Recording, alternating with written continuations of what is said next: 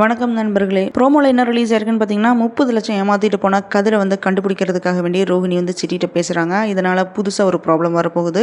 நம்ம எக்ஸ்பெக்ட் பண்ணாத பல சம்பவம் நெக்ஸ்ட் ஆனந்துகிட்டே இருக்குது. ஆல்ரெடி ஜீவாட்ட இருந்து மனோஜ் ரோஹிணி வாங்கின 30 லட்சத்தை பற்றி முத்து வந்து வீட்டில் சொல்லி பெரிய பூகம்பமே வெடிச்சது. அப்படி என்னென்ன நடந்துச்சு அப்படின்றத நம்ம பார்க்கலாம். அரேபியன் அணி சேனலில் போடுற வீடியோவை நீங்கள் இப்போ தான் ஃபஸ்ட் டைம் பார்க்குறீங்கன்னா சேனலுக்கு சப்ஸ்கிரைப் பண்ணி சப்போர்ட் பண்ணுங்கள். எப்படி எங்கிட்ட இந்த விஷயத்தை நீ மறைக்கலாம் அப்படின்னு விஜய் என்ன பண்ணுறாங்கன்னா ரோஹிணி போட்டு அடித்து உடச்சி பொழந்து எடுத்துடுறாங்க.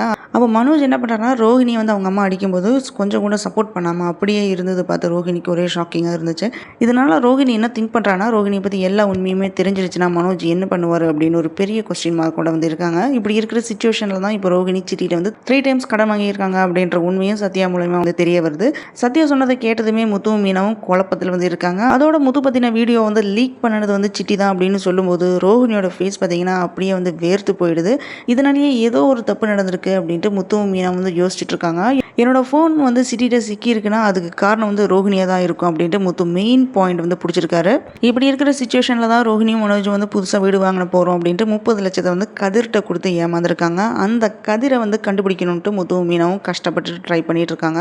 முத்து என்ன சொல்கிறான்னா கதிரோட ஃபோட்டோ இருந்து தானே அவனை கண்டுபிடிக்க முடியும் அப்படின்னு வந்து சொல்ல அப்போ மீனா என்ன சொல்கிறாங்கன்னா இவங்க அட்வான்ஸ் கொடுத்தது வந்து கோயிலில் வச்சு தானே, ஸோ கோயிலில் இருக்கிற கேமராவில் வந்து அந்த கதிரோட ஃபோட்டோ வச்சு கண்டுபிடிச்சிடலாம் அப்படின்னு சொன்னதும் அதெல்லாம் வேண்டாம் நாங்களே பார்த்துக்குறோம் அப்படின்னு வந்து ரோஹிணி சொல்கிறாங்க. அதுக்கு என்ன காரணம்னா நம்ம கதிரை வந்து கண்டுபிடிச்சோம்னா அந்த 30 லட்சத்தையும் நம்மளே எடுத்துக்கலாம் அப்படின்ட்டு ரோஹிணி வந்து பிளான் போட்டிருக்காங்க. ப்ரோமோ வீடியோவில் என்ன காமிச்சிருக்காங்க பார்த்தீங்கன்னா சிட்டியை பார்த்து 30 லட்சத்தை ஏமாத்திட்டு போன கதிரை பற்றி வந்து சொல்கிறாங்க. அவர் எப்படியே கண்டுபிடிக்கிறது அப்படின்னு சிட்டி கேட்கும்போது பக்கத்தில் இருக்கிற கோயிலில் இருக்கிற கேமராவில் அந்த கதிரோட வீடியோ ஒன்று இருக்குது. அந்த வீடியோ நீங்கள் எடுத்துகிட்டு வாங்க, நான் உங்களுக்கு அடையாளம் சொல்கிறேன் அப்படின்ட்டு வந்து ரோஹிணி வந்து சொல்கிறாங்க. அதுக்கப்புறம் அந்த ஆளை வந்து கண்டுபிடிச்சிடலாம் அப்படின்ட்டு வந்து ரோஹிணி சொல்கிறா. நான் அந்த ஆளை வந்து கண்டுபிடிச்சி கொடுத்தா எனக்கு என்ன லாபம் கிடைக்கும் அப்படின்னு வந்து சிட்டி கேட்குறான். அதுக்கு ரோஹிணி என்ன சொல்கிறாங்கன்னா நீங்கள் கேட்குற அமௌண்ட் வந்து நான் தரேன் அப்படின்ட்டு ரோஹிணி வந்து பேரம் பேசுகிறான். இப்போ வரைக்குமே ரோஹிணி கடன் வாங்கின விஷயத்த முத்துவும் மீனாவும் வீட்டில் சொல்லாமல் இருக்காங்க.